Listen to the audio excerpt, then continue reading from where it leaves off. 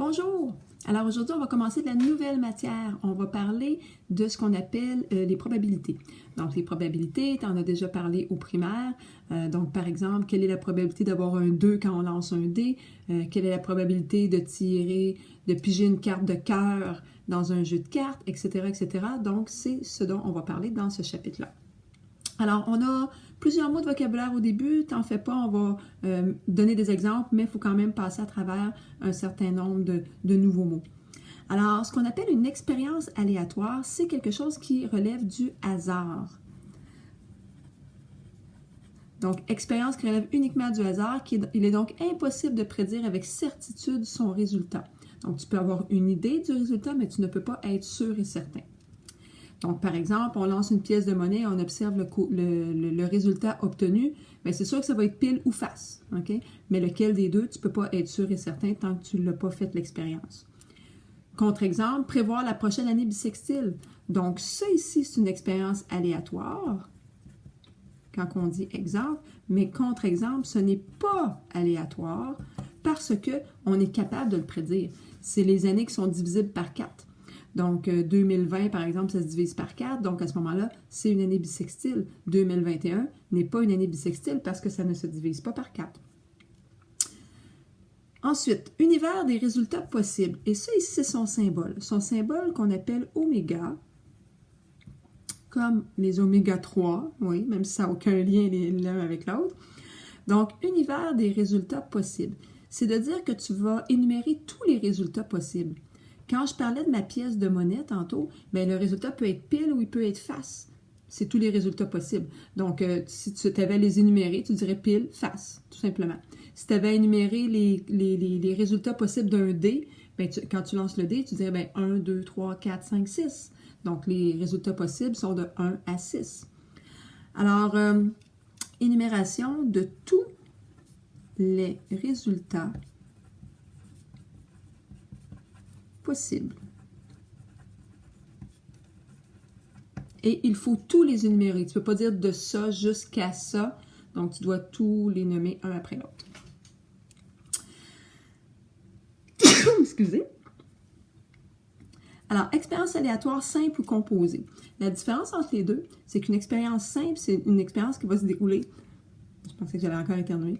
Une expérience qui va se dérouler en une seule étape. C'est-à-dire, tu lances une pièce de monnaie et c'est fini. Une expérience composée, c'est qu'il se passe 2 étapes. Tu pourrais lancer 2 pièces de monnaie ou tu pourrais lancer 2 dés. Et là, tu as 2 résultats à regarder ou plus que 2. Ça pourrait être 3, 4, 5. Alors, expérience aléatoire simple, expérience qui se déroule en une seule étape. Tandis que l'expérience aléatoire composée se déroule en plusieurs étapes. Donc, ça peut être 2 ou plus. Ensuite, on fait la différence entre composée indépendante ou composée dépendante par le fait même. On dit les étapes d'une expérience aléatoire composée sont dites indépendantes si le résultat de la première étape ne va pas influencer le résultat de la deuxième étape. Donc, résultat de la première étape n'a pas d'influence sur le résultat de la deuxième étape. Je m'explique. Tu lances une pièce de monnaie, tu en lances une autre. Ou tu la lances 2 fois de suite. Est-ce que le fait d'avoir pile à la première va faire en sorte que tu vas avoir peut-être plus de chances d'avoir pile à la deuxième? Pas du tout. Donc, ça veut dire que c'est une expérience qui est indépendante, qui n'a pas de lien, qui n'a pas d'influence sur l'autre. Tandis que si je pige une carte dans un jeu de cartes et que je pige un roi, par exemple, mais les chances que j'ai, si je garde la carte dans ma main, puis que j'en pige une deuxième, les chances que j'ai encore un roi sont moins grandes que la première fois. Pourquoi? Parce que j'ai 4 rois dans mon jeu de cartes. Si j'en pige une, il en reste seulement 3. Donc, j'ai moins de chances la deuxième fois d'en piger un que j'en avais la première fois.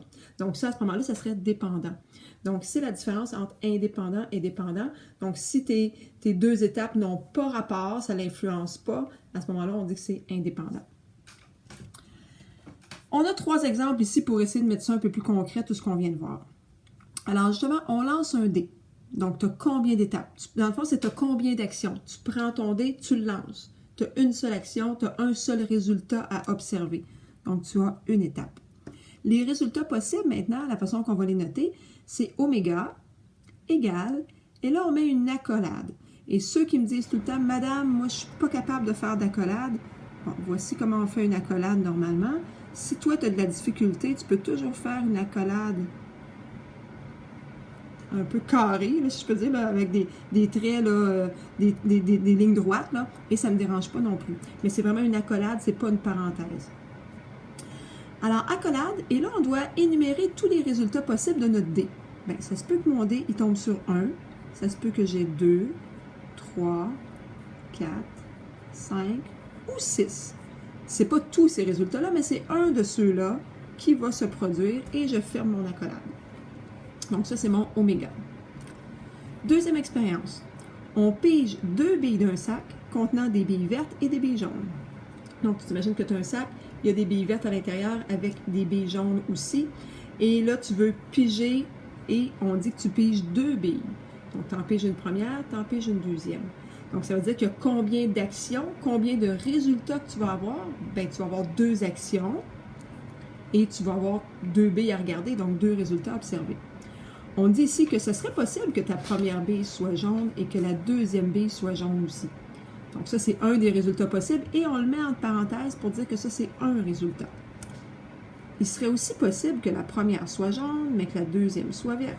Je le mets entre parenthèses pour dire ça, c'est mon deuxième résultat possible.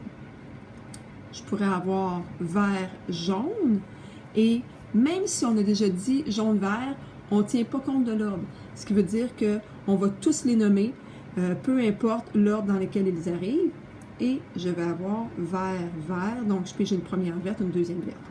Ce sont tous mes résultats possibles, alors je peux fermer mon accolade. Donc tu vois, c'est pour ça que c'est important de faire des accolades et non pas des parenthèses, parce que la parenthèse, elle veut dire que ce sont les résultats. Donc j'ai 1, 2, 3, 4 résultats différents pour cette expérience-là. Dernier exemple.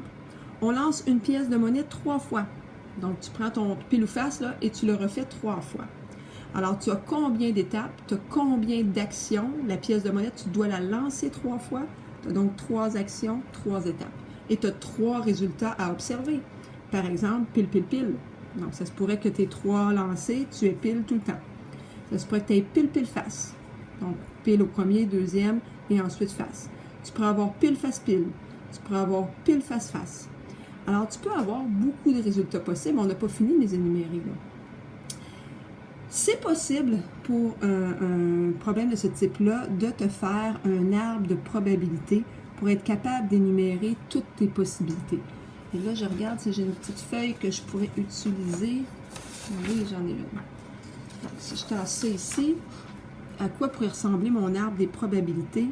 Eh bien, mon premier lancer, je peux avoir pile ou je peux avoir face. Donc, ça, c'est mon premier lancer. Mon deuxième lancer peut encore être pile ou face. Donc, ça, c'est mon deuxième lancer qui peut être pile ou face.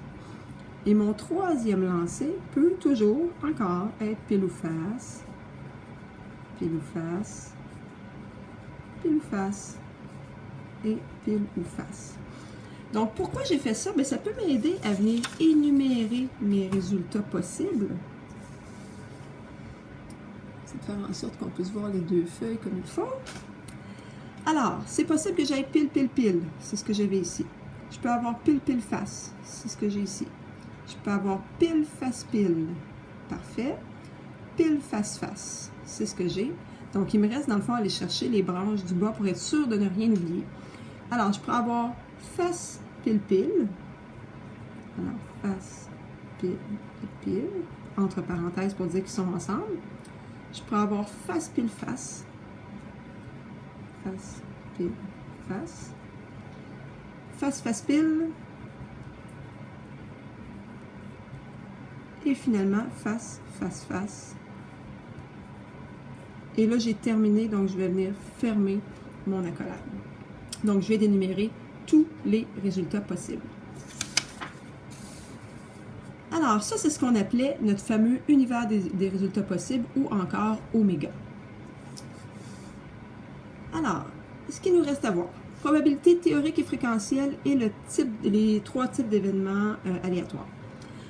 Alors, la différence entre une probabilité théorique et une probabilité fréquentielle, c'est que théorique, on va la calculer. Par exemple, c'est ce qu'on pense qui devrait arriver. Donc, par exemple, si je lance une pièce de monnaie, ben, j'aurai une chance sur 2 d'avoir pile, par exemple. Maintenant, est-ce que si je lance une pièce de monnaie, c'est effectivement ce qui va se passer? Si je la lance 2 fois, est-ce que je vais absolument avoir une fois pile puis une fois face? Pas nécessairement. Donc, c'est pour ça qu'on dit en théorie. Normalement, c'est ce qui devrait arriver. Donc, probabilité théorique.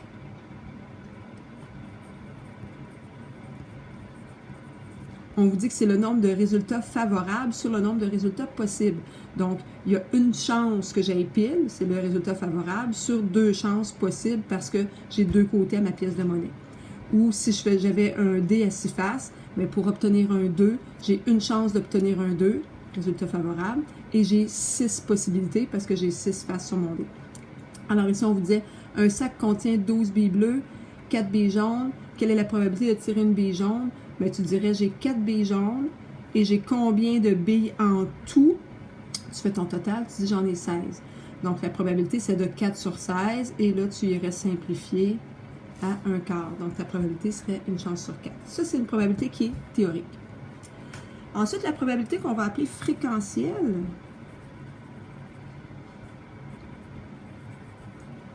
Il y a le mot fréquence dedans. Donc ça, c'est une probabilité que tu vas faire l'expérience. Tu vas l'essayer. Tu vas la lancer, ta pièce de monnaie, pendant 50 fois, 100 fois, et tu vas noter tes résultats. Donc, le nombre de fois que le résultat s'est réalisé sur le nombre de fois que l'expérience a été répétée. Par exemple, lors d'un sondage, on note si les gens ont le diabète. Donc, tu t'en vas dans un centre d'achat et tu arrêtes tous les gens et tu leur poses la question. Donc, tu fais l'expérience. Et là, tu vas noter. J'ai eu 5 personnes qui avaient le diabète sur les 100 personnes que j'ai interrogées. Donc là, tu sais que tu as 5% à ce moment-là. Donc, tu vas vraiment faire l'expérience. Donc, on peut peut-être se le marquer ici, là, faire l'expérience pour la probabilité fréquentielle. Et finalement, nos 3 types d'événements aléatoires. C'est possible que tu aies un événement aléatoire qui est certain. Donc, à ce moment-là, c'est sûr que ça va se passer. Quelle est la probabilité d'avoir un nombre inférieur à 8 quand tu lances un dé? Bien, étant donné que sur le dé, c'est des numéros de 1 à 6, bien, c'est sûr que tu vas avoir un numéro inférieur à 8, donc c'est une probabilité certaine. Et à ce moment-là, on va dire que la probabilité est de 1 ou encore de 100%. Ensuite, tu pourrais avoir un événement qui serait probable. Donc ça veut dire que ça se peut. C'est pas sûr que ça va arriver, mais ça se peut. La probabilité dans ce temps-là, elle sera plus grande que 0 et plus petite que 1. Donc ça, je vais marquer un P pour ta probabilité. Donc ça veut dire que ça va être entre 0,0001% et 100%. Donc ça serait plus petit que 100 et plus grand que 0, tout simplement. Et tu pourrais avoir une probabilité qui serait impossible. Donc, ça ne se peut pas que ça arrive. Donc, quelle est la probabilité d'avoir un 0 sur ton dé quand tu lances ton dé? Bien, c'est impossible, il n'y a pas de 0 sur le dé. Donc, à ce moment-là, ta probabilité est de 0 et tu peux aussi dire 0%, tout simplement. Alors, ça va terminer la vidéo d'aujourd'hui. Donc, on va continuer les probabilités en classe ensemble.